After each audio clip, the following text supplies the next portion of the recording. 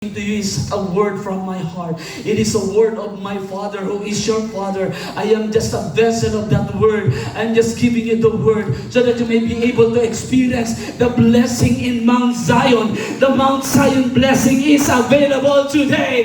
He wants you to be unshakable. He wants you to be unstoppable. When you understand Mount Zion, when you understand that what you are hearing right now are words from heaven, I tell you the truth, you will live on earth as you are in heaven. If you receive that, just say hallelujah! Hallelujah! Ubus ng English, ubus na. Grabe. Naparami.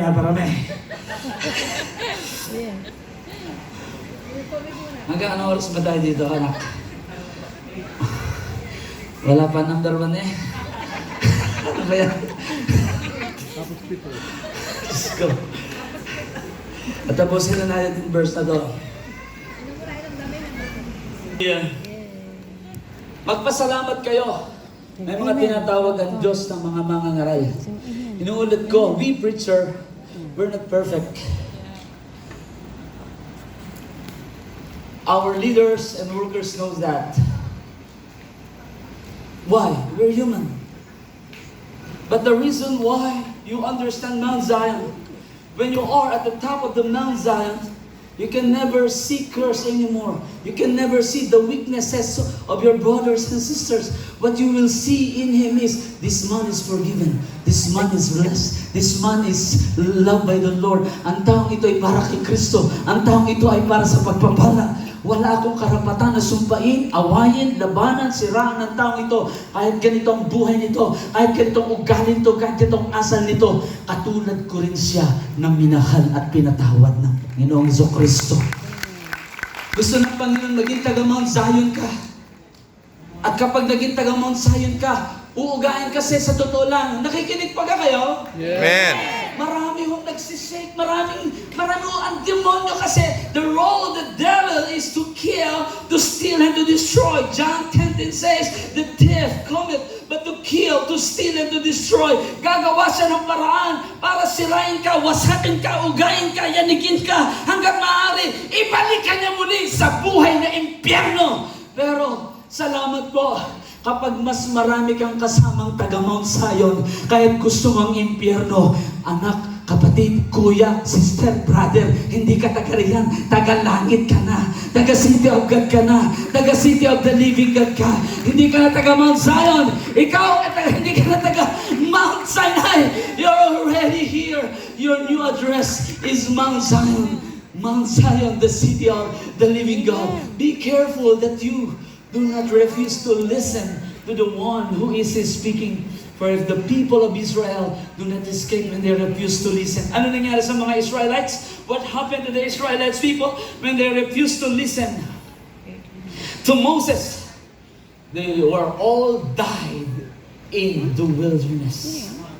They failed to experience the milk and honey that the Lord promised to them, which is the promised land.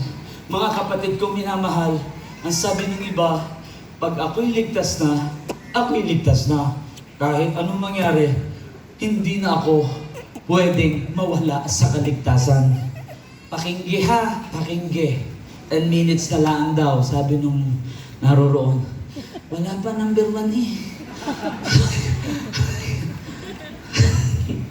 Anyways, mga kapatid kong minamahal, napakahalaga. It's so important for us to truly understand that the reason why we're here is to build a kingdom, to build the Mount Zion, to restore the Mount Zion, which was, this Mount Zion was destroyed and dilapidated by the messenger whose message are coming from Mount Sinai. Listen carefully mga kapatid. Pag ako ba'y ligtas na, yung bang kaligtasan kong yan ay pwede pang maagaw ng sino man. Gusto kong sabihin sa inyo, ang Diyos po natin ay mapagmahal, pero siya'y Diyos na makatarungan. Kung ikaw ay taga Mount Zion at lilipat ka pa sa Mount Sinai, choice mo na yon. Kung City of God ka, mabuhay ka, maglingkod ka, hanggang sa mamatay na taga Mount Zion ka. Do not go back anymore to a life that is shaking, shakeable.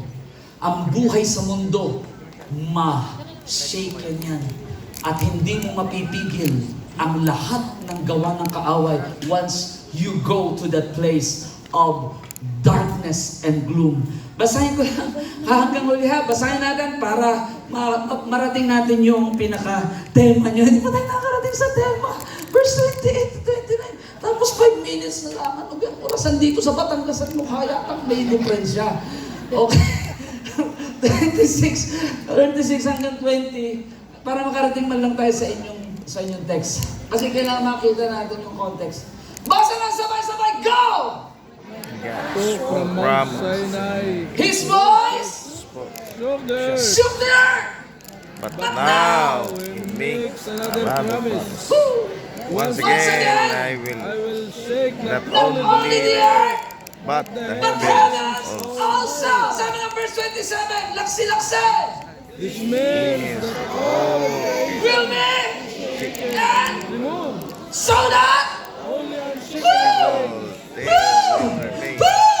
lahat ng taga Mount Zion, unlike the prophesy and declare today, you are unshakable. Lahat ng nagmamahal kay Jesus, lahat ng gustong maglingkod kay Jesus, lahat ng tunay na nagbigay ng kanyang buhay kay Jesus, ikaw ay taga Mount Zion, and no power of hell can ever prevail against you. You are unshakable. Amen. Ang last two verses, at least nakarating tayo. Ano nakalagay sa team niyo? 28 and 29, pwede yung pagsamahin na yan para tayo ay madali na nga. Ayan, sabi po ng 28 and 29, basa, go! Ang kingdom, that is! Woo! And please God, with holy fear and awe, for our God is a devouring fire. Lift your hands towards heaven. The Lord brought you to Mount Zion so that you may understand what the kingdom of God is. Jesus came not to build religion anymore. Religion can ruin your lives. He came to build a kingdom. And in that kingdom, you are complete. In that kingdom, you are a son and a daughter of a king. In that kingdom, you are seated with Him in the heavenly places. In that kingdom, you are an heir of what your Father has. In that kingdom, no power of the enemy can ever attack you. And God is positioning you in that place today. For He wants you to be unshakable.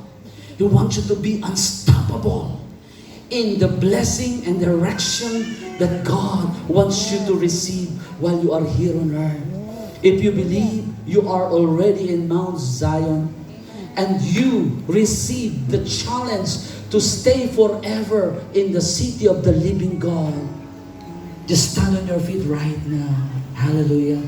I do not know you, but my Father, the Creator of heaven and earth, knows your issues in life. Tumayo ka lang sa oras na ito. Ang sabi ng awit, ano pa ba ang maihahandog ko? Thank you, Lord.